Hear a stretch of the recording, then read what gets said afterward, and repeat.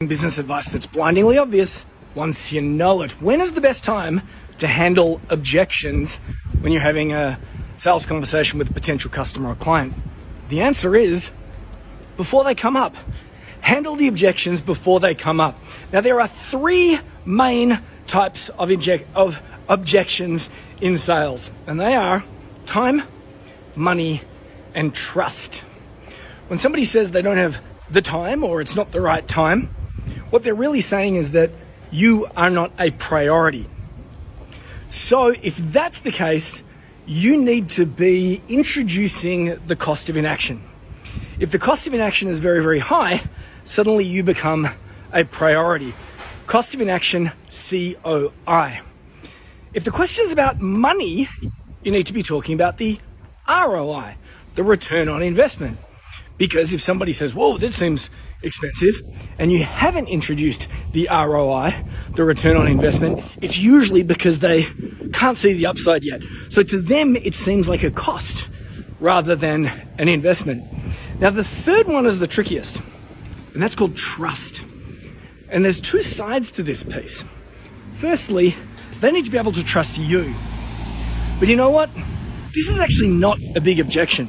At least it's not in our world. Most people that arrive on a phone call or a Zoom call with one of my crew have usually watched some videos, they've been part of our email newsletter for a bit. Their trust in us is very high.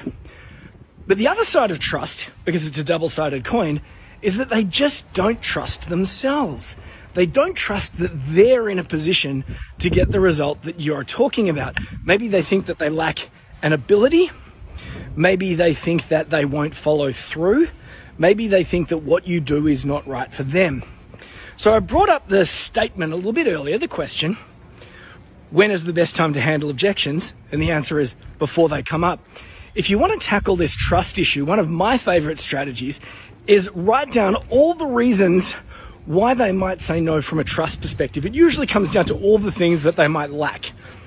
And they're things like, oh, I won't be able to do it because I don't have a Facebook ads budget, or I won't be able to do it because I'm not a very good copywriter, or I won't be able to get a result because blah, blah, blah, blah, blah, blah. Everyone's got their own fears and their own anxieties. Everybody suffers from imposter syndrome. Here's my tip. Write down all those anxieties and turn them into products. So in our world, for example, when we're selling software for the purposes of managing sales and marketing, people will often say, but I won't be able to get the leads. How will I get the leads? So as a bonus, we offer training, how to get 100 leads in 10 days. So when we're at the point of selling, we introduce the product, the price, the investment, the cost of inaction, and then we run through all these extras that the person is going to get. And these extras progressively tick off all the different reasons why they say no as a bonus. Now, if you're really into sales, you're probably thinking ahead. And yes, you can take those bonuses that you've just introduced for the specific purpose of tackling this issue of trust, and you can use that to create a little bit of scarcity too. So when is the best time to handle an objection? Before they come up. What are the typical types of objections? Time, money, trust. If we want to tackle time, we need to turn it into a priority by introducing the cost of inaction. If the objection is about money, we haven't introduced the return on investment. If it's all about trust, we need to tackle all those fears before they come up. And I think that the best way, or at least one of the best ways to do that, is to take their barriers, their mental barriers, and turn them into bonuses.